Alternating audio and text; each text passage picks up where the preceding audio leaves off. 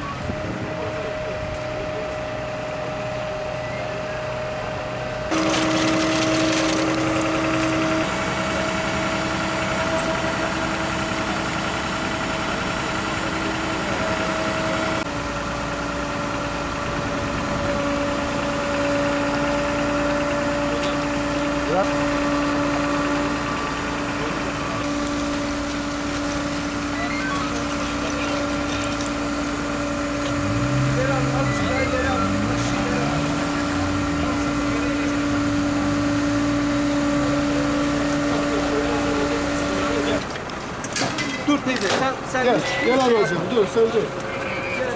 Sen nereye gidiyorsun? Dur bir dakika gel alacağım şimdi dur. Gel şimdi abi. Geniş alalım. bana bak ellerini getir. Beni tut beni. Gel. Hadi gel. Gel. Geç. Sen Teyze, bir tutma oraya. Onlar tutma. Biraz da bana doğru gel. Kolu tut bak kolu tut. Beni tut sen ha. Hadi Beni yürü. tut. Aynen ben. Sen öyle sıkarsın bak rahatsız olur. Öyle Yaşlı ben. ya. Şimdi ha. Ayaklarında tut. Şöyle abi. Tamam abi tamam anacığım. Beni tut. Beni tutmuş ol. Tamam abi. Korkma ne? Tamam anacığım. Şimdi gençler biri baş tarafta tutacak.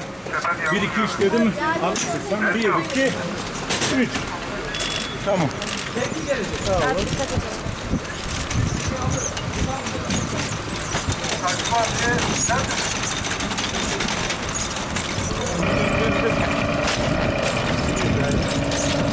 Tut. Tamam. Bırak. Siz bırak. Bana bırak.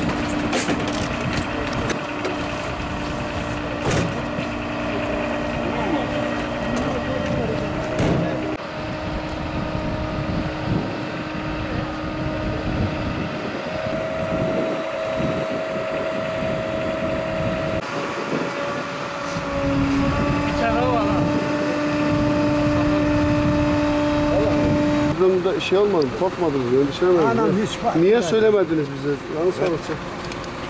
Amca şöyle biraz. Annenize siz mi baktınız bu süreçte? Depremleri hissettiniz mi? Anam kafayı yiyecek, akrabasına gitti. Orta kapıdan mı alalım yandan mı abi? Gel abi.